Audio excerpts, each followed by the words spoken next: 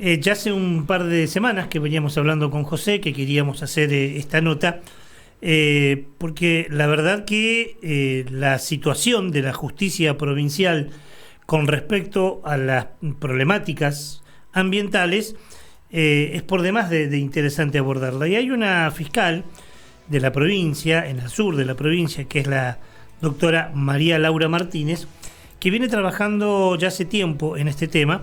Así que hoy le agradecemos profundamente estos minutos que nos va a dar para que podamos hablar con ella. Doctora Martínez, ¿cómo le va? Buenas tardes, gracias por atendernos. Buenas tardes, María Laura. Buenas tardes. Bien, todo bien. Bueno, María Laura, como sabés, son temas estos muchas veces complicados para los que no están dentro de la órbita judicial, así que arranco con una pregunta que a lo mejor puede ser sencilla para vos, pero no para los demás. Vos sos fiscal civil extrapenal, si tengo bien entendido. ¿Qué significa ser fiscal extrapenal? Bueno, sí, mira, no te creas que es tan sencillo para los intramuros, digamos, porque donde trabajamos también a veces no tienen bien claro, porque esto tiene que ver con razones históricas, porque a partir, digamos, en la ley orgánica, las incumbencias penales y civiles, en la ley 10.160, digamos, la anterior reforma, las incumbencias civiles y penales, digo, todas eran atribuidas a los fiscales, ¿no es cierto? Si el fiscal tenía incumbencias de las dos materias. Luego, a partir de la ley 13.013, ya más reciente, que es la que crea el MPA, distribuye de otra manera las competencias. Por lo tanto, toda la materia penal queda en cabeza de los fiscales del Ministerio Público de la Acusación, cuando digo MPA es el Ministerio Público de la Acusación, y las civiles en las llamadas fiscalías extrapenales, así las llama la ley. Ahora, esa es la denominación legal, pero incluso la de la Corte. Ahora, la Fiscalía de Rosario es llamada por la Procuración General, nominada como para la protección de los intereses generales, porque básicamente nosotros lo que hacemos es seguir un diseño institucional propuesto por la Procuración, en la que, bueno, hay objetivos estratégicos determinados que tienen que ver con los derechos económicos, sociales, culturales y ambientales, y, digamos, que esto tiene que ver con la recepción del paradigma ambiental, que ya tiene sus años, ¿no es cierto? Es la reforma constitucional del 94. Claro. Y más recientemente, la incorporación del Tratado de Escazú, que refuerza esta tríada de estos tres elementos tan necesarios para la cuestión ambiental, que son la información, el acceso a la justicia y la participación ciudadana. Entonces, para redondear un poquito, lo que hace la Fiscalía Extrapenal es intervenir, bueno, la ley orgánica dice, en los casos que legalmente correspondan. ¿Cuál es nuestro plexo normativo? Bueno, el artículo 120 de la Constitución, que habla de la defensa de la legalidad y los intereses generales. Ahí ya tenemos para discutir toda una tarde o más qué cosa es de todos los intereses generales. Pero bueno, básicamente lo que hacemos es ocuparnos de cuestiones relativas a los usuarios y consumidores, cuestiones constitucionales, eso interviniendo en procesos ya iniciados, le llamamos adversarios, o sea, ahí ya tenés un actor, un demandado, vienen por la intervención porque está así previsto en la ley, y también el intento de, en ese contexto creo que es que vos me llamás, las cuestiones ambientales que nosotros motorizamos con el apoyo de la Procuración General, tratando de promover lo que es la legitimación activa de la Fiscalía para el inicio de estas acciones, ¿sí? Eso, digamos, no es una opinión unívoca de todos los fiscales, es decir, no todos interpretamos que las Fiscalías tenemos legitimación activa. Yo creo que sí. Esto está viene muy reforzado por el Tratado de Escazú, ya te digo, recientemente incorporado, que dispone que deben existir órganos especializados para el acceso a la justicia ambiental. ¿Y cuál es el problema? Uno de los problemas del acceso a la justicia ambiental, bueno, los costos, ¿no? Claro. Entonces, así lo entendemos nosotros, y bueno, somos un equipo muy pequeño, pero trabajando y hasta ahora con recepción favorable de jueces de primera instancia de la ciudad e incluso de salas de la Cámara. Son todos procesos que están en trámite, algunos con sentencia, apeladas, por supuesto, pero con sentencias favorables de distintas materias, pero en general relacionados con la prevención y recomposición de daños o con la prevención de los daños. Ahora, María Laura, ¿cuándo o cómo intervienen ustedes? A ver, ¿por oficio, ante una denuncia de un ciudadano o en ambos casos? Bueno, mira, eso, digamos, hay dos tipos de intervención. Una intervención que es la que se llamaba Ministerio Legis, por Ministerio de la Ley, cuando lo dice la ley, y en ese caso esto está previsto en la llamada Ley 10.000, o Recurso Contencioso Administrativo Sumario en nuestra provincia, que es ante una lesión de un interés ambiental, puede ser el paisaje, la ecología, los bienes de la ecodiversidad, la flora, la fauna. La quema de espacios verdes, por ejemplo. Exacto, bueno, es decir, todo lo que tiene que ver con estos intereses simples o difusos, que no son derechos subjetivos individuales, son los bienes que nos pertenecen a todos, el aire, el agua, los humedales, los ecosistemas. Bueno, entonces, eso se debate por ley 10.000. Y cuando un ciudadano o un grupo de ciudadanos, ¿no?, una organización civil, detectamos que hay una lesión a uno de estos bienes jurídicos protegidos,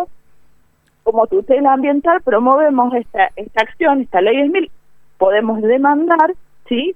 Tiene que haber ahí una acción u omisión de un ente público o privado en ejercicio de funciones públicas, pero tiene que haber una lesión a una norma, una violación a una norma.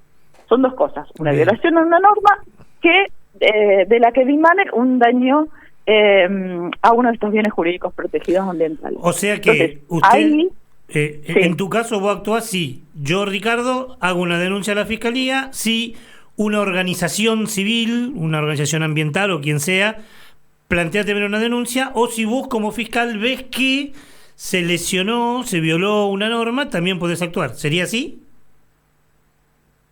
Sí, está bien, yo te digo, es decir, yo veo tendríamos dos cauces, ¿sí? A lo mejor no soy clara, pero son dos cauces. Uno es el legalmente previsto.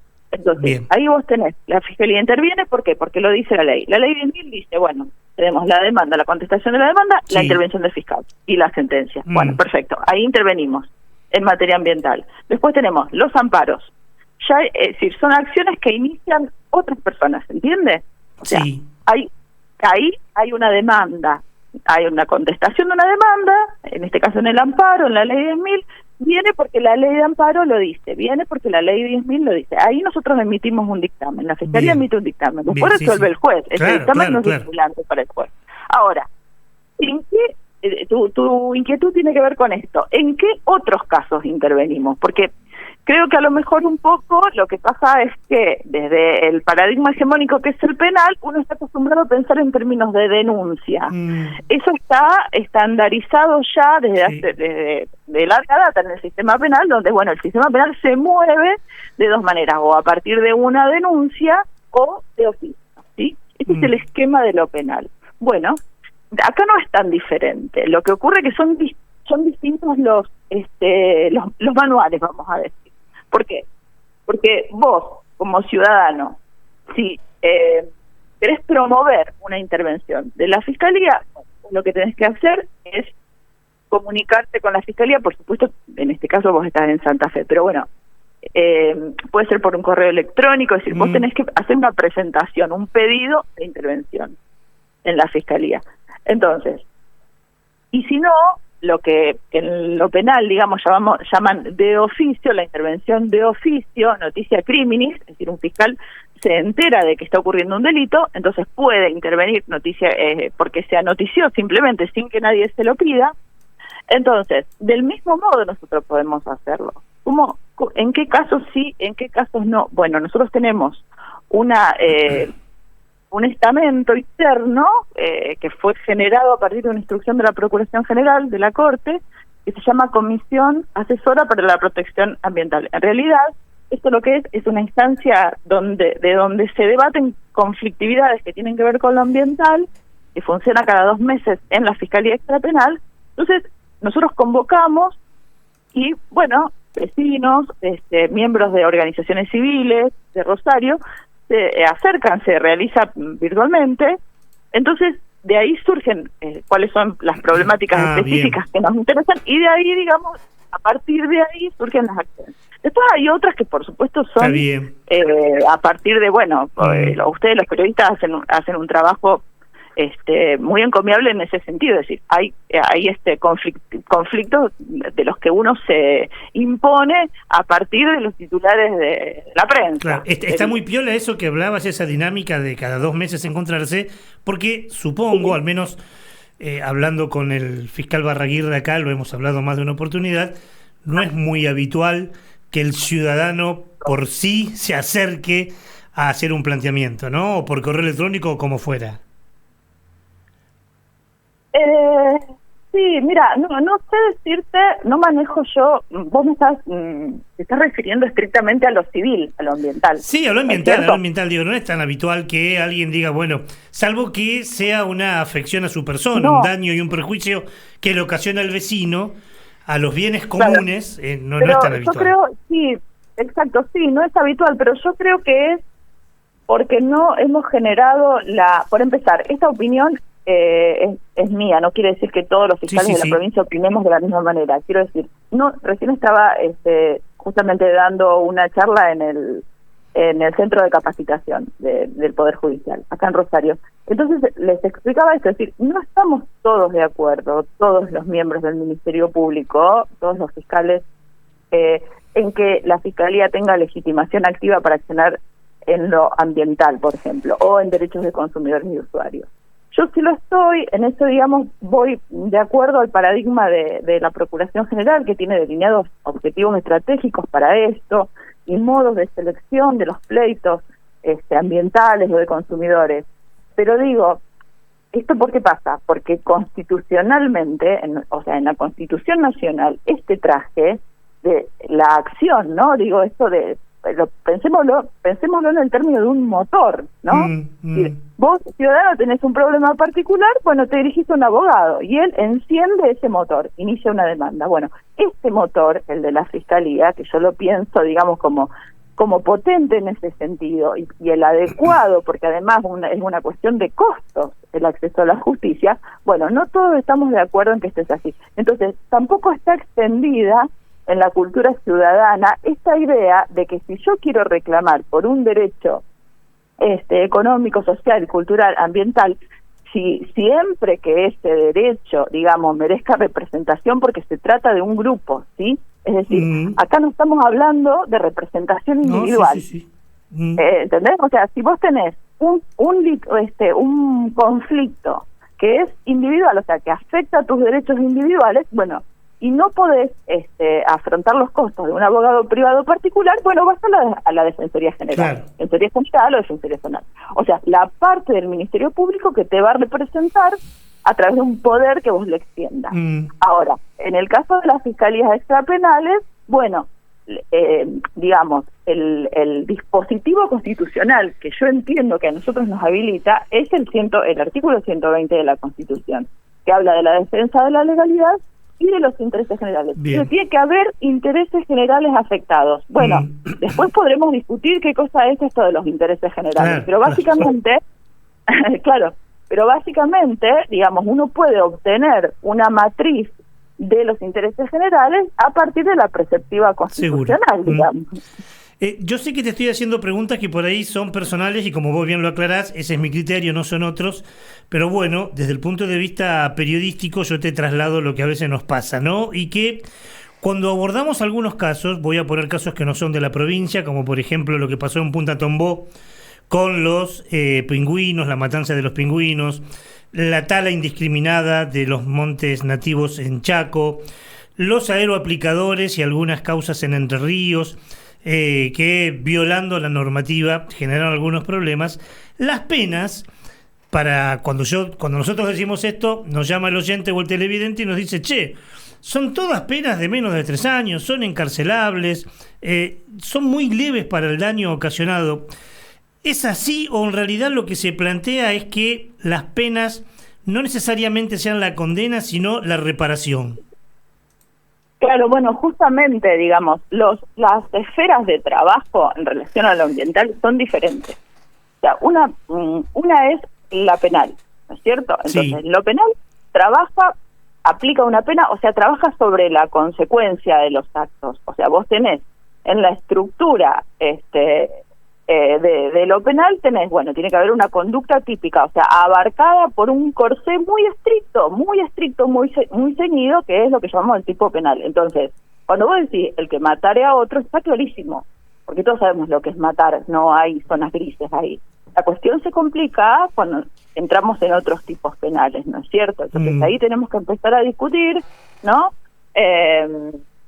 Ya otro tipo de cuestiones técnicas. Y una vez que, digamos, que ya está, digamos, tipificado y que está configurada la conducta como dentro de este tipo penal, ¿sí? Bueno, después vendrá la cuestión de la pena, el monto de la pena. Yo creo hay una idea instalada ya, yo creo que es decimonónica, de asociar el monto de pena con la efectividad de la pena. Claro. Bueno, eso desde mi punto de vista es un debate que ya no tiene sentido, porque desde muchas bibliotecas, digamos, ya sabemos que eso no es así, que un ajuste represivo no significa que ese delito vaya, digamos, vaya a haber menos de ese delito, ¿se entiende? Bueno, pero el frente de lo penal es uno, y va sobre la consecuencia, digamos, de estas acciones.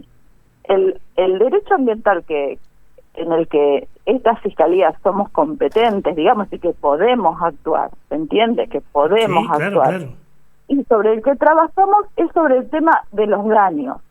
Dos frentes, el de la prevención de los daños y después de la reparación de los daños. Claro.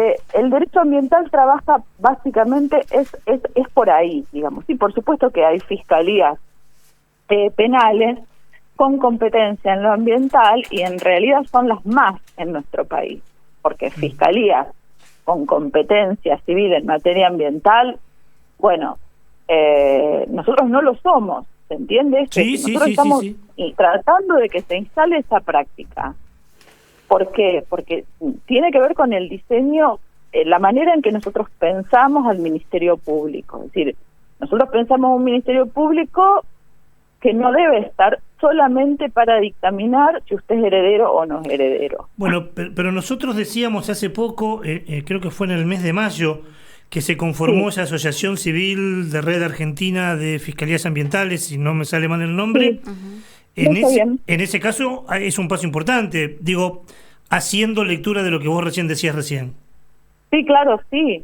Es decir, cuando yo hablo de que en nuestra provincia no lo tenemos inserto orgánicamente, o sea, no están dentro del organigrama, digamos, de la justicia, del Poder Judicial, no existen las fiscalías ambientales.